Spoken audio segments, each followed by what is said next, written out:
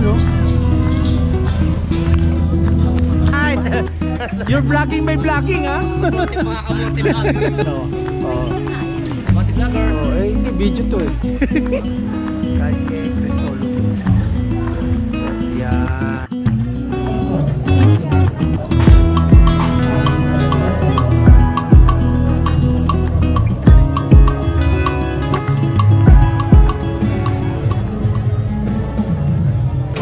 Ayan o mga budget meal oh. Yan pala oh, El Juliana Hotel oh. Diyan pala tayo eh. Ito Libertad oh, Calle Libertad ito. Oh, ito ba? Baka doon sa unahan yun, maraming ilaw oh. Hindi kaya? Ito, tingnan natin, saan ba to? Calle Crisologo. Wala dito. Dito, sa kabila Baluarte. Oh, yun. Saan? Saan ba daw?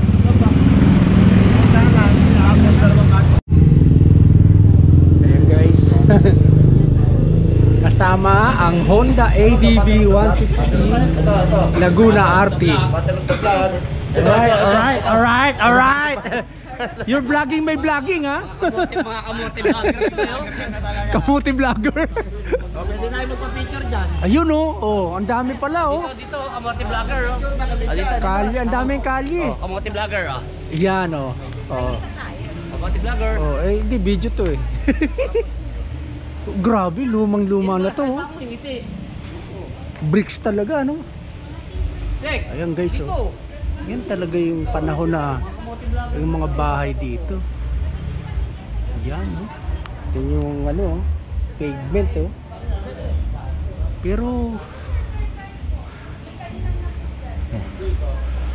Hanap ko yung bago yung ano. motor pa ba tayo? Dinubuan na ano, natuyo. Sa inyo te. Motor pa ba tayo? Dinubuan. Hindi pwede magmotor. Wala tayo mapapag. So saan yung ano? Saan yung Calle Crisologo? Hindi pa eh oh, may pangalan no, Encarnacion. Ito ay De Los Reyes oh. Yan naman po yung ginugan niya sa Diretso, tas kanan. Diretso ka. Dito wala. may mga nagluluto per order po yata. Yung pala okay. dito na lang. Hanggang plaza po meron po. Meron na na yun. Ang plaza na dyan. Opo, diretso. Kung saan po kayo Kumanan. pumunta, ganun din po. Balik dito po kayo asa. Maraming salamat ate sa iyong input. Sige po, Ayan. enjoy po.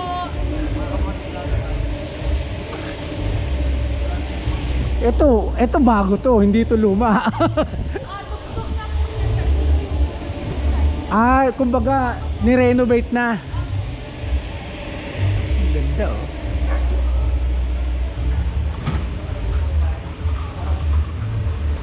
So naghahanap kami ng makakainan muna. So ayun guys, dumating na tayo sa ating pupuntahan, yung sikat at historical na Calle Crisologo. Yan oh guys oh. Calle Crisologo. Yan yung itsura niya sa gabi. Ito kainan na to, develop na. Alright.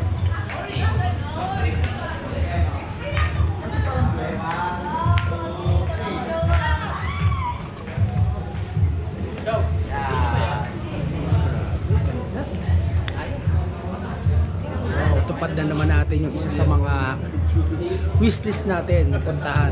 Ito, isa na nga ito, yung Calle Crisologo. Ma-amaze ka sa itsura ng mga bahay, mga architecture noong panahon no? Spanish era pa yan guys.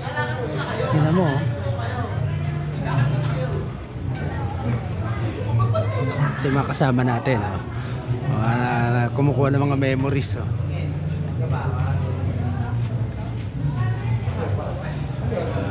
Yan oh. Kanya-kanyang kuha, kanya-kanyang posing oh. Yan. Puntahan natin itong mga kalesa rito. Ito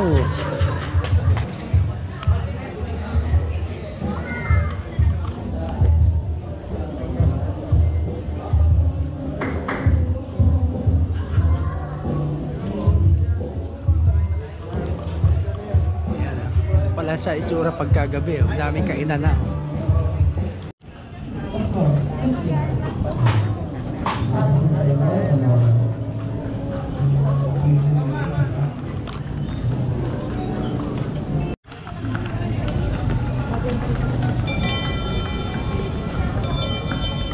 Ayan yung mga kabayo.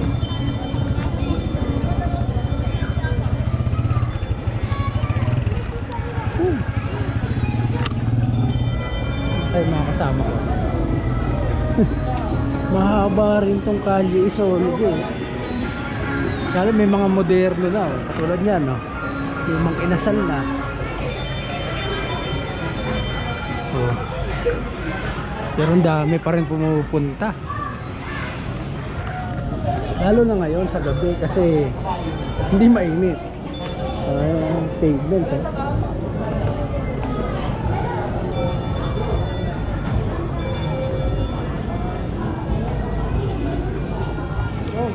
Sige lang.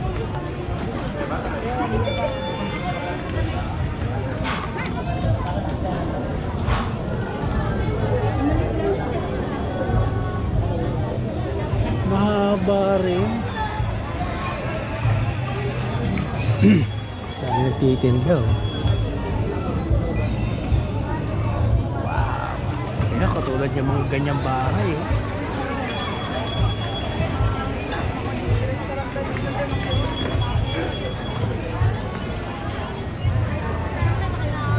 Leona.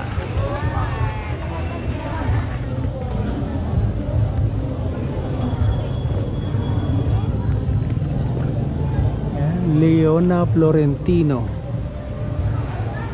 Right.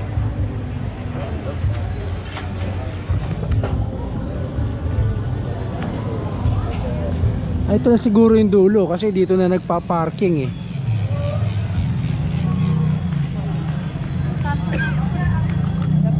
Ito bago na to eh oh. Remodel na yan oh. Hindi na authentic yan.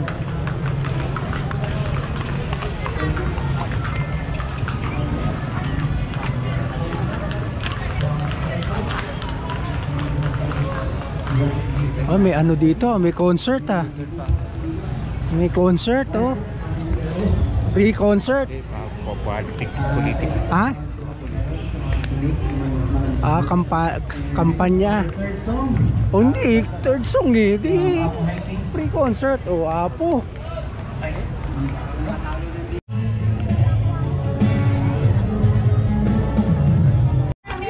Yung guys oh. Ito yung mga menu. Ah, kaya pala tayo dinala dito para makita natin yung menu. Dahil pagpipilian na oh. Wait lang ha. Anim na silang logo. Sir, pili na kayo. Baggage meal. Ito ba yung sinanaw? Yung may kabaw?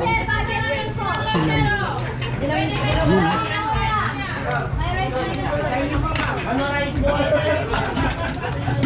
Pwede nga natin yung hindi combo. Tatlong ulam lang ako. Ah, ayan oh, mga budget meal oh.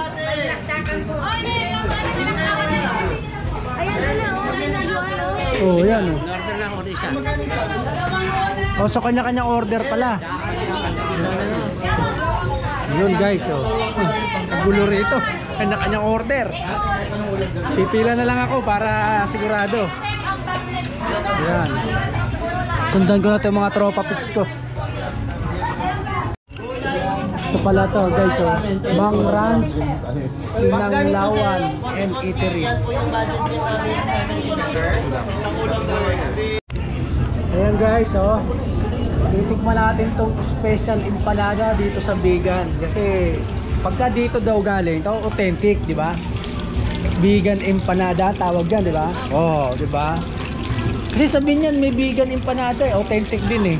Kahit nasa binyan, ano? Kahit nasa Binyan eh. Dapat yung binyan pa natin, ang binyan pa natin. Hindi, doon niluto, doon ginawa eh. Doon kinadkad. Kaya nga, yung binyan pa natin. Hindi, pero kasi title ng store, Bigan empanada eh. Talaga sir. Oh. Ilocos empanada ka po. Ah, yun oh, Ilocos. Okay. Ilocos empanada po yung pangalan nila. Ah, tama. Oh. Yun. Sa lawag na masarap, no? Yun. Orange empanada, sir. So yan pala, ganyan pala ginagawa yan. Sa lawag pala masarap. Yung orange po yung one, sir, sa Yung talagang ano. Tapos yung orange. Ano ang pinaka-special na mga rekado niyan? Mga halo talaga. Yung sa vegan po, sir, talagang gulay, itlog, tsaka longganisa po. Tapos sa norte po, may toge, papaya, tsaka longganisa, tsaka itlog.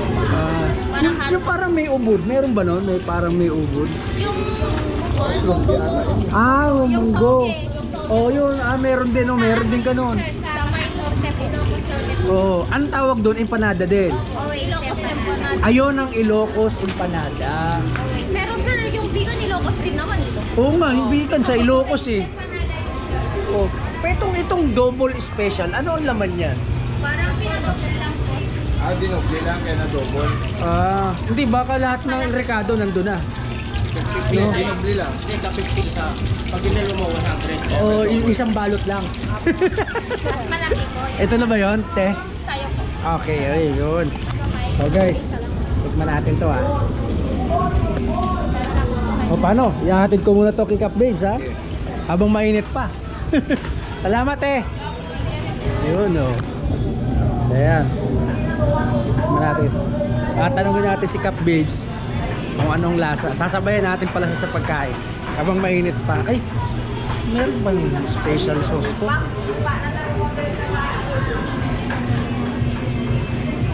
Te, matanong ko lang, may special sauce pa ba to? Suka o pwedeng makahingi? Meron na ba dito? Okay. Ayun to, sa ilalim. Hindi ko lang napansin.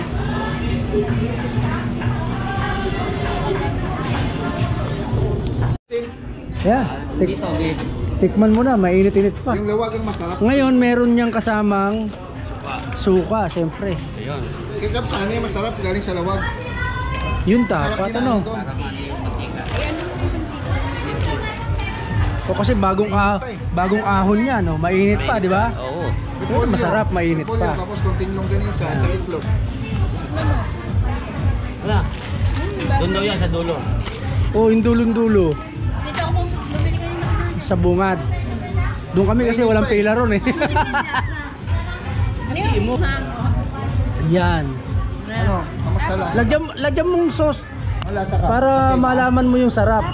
Kasi baka kailangan may sauce para magkalasa. Oh, nasakit na. Inom muna ng tubig. Dadasalan ko. Sige, dasali. Ayan Kap, anong masasabi mo? Ay, may. Mainit. Hinipan mo muna sana. Ganun na ako pa. Ayan. Parang na sa Baguio tayo, umigo pa. Wala niya. Ayaw ko ng pansit. Parang masarap. Ha? Yung kape. Anong kape? Hindi kape. Ah, yung bihon. Napasok ko ng bihon. Ang init. Sa ano, sa JT. Isang linggo ko pinagaling yung gilagin ko eh. Kay JT. Akala ko nung una hindi talaga nakakain dahil low carb. So, malamang magkaiba tong luto kaysa doon sa inorderan mo, no? Oo, iba. Masarap. Magkaiba? Magkaiba yan. Ibig sabihin, medyo makapal-kapal yung paglagay niyo ng longganisa. Yung sa iba, Oo, ito lasa lang doon dito. Lasa mo, no? magkaiba Oo. lasa. Hindi, may lasang galanggunisa. At least, lasa yung ano. Oh. Lalasa mo yung gulita. Mas masarap yan pag may sauce pa. Oh, okay. Ayaw naman na mag-review. Food review tayo, food review. Ako, ano na? Food vlogger, food vlogger. Hindi kamote vlogger.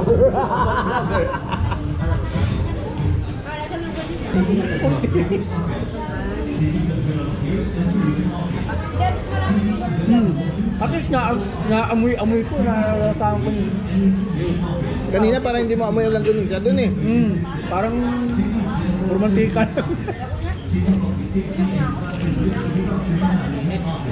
Lasa to. Ano lasa ang longganisa na? Okay to. Authentic. Vegan. Vegan.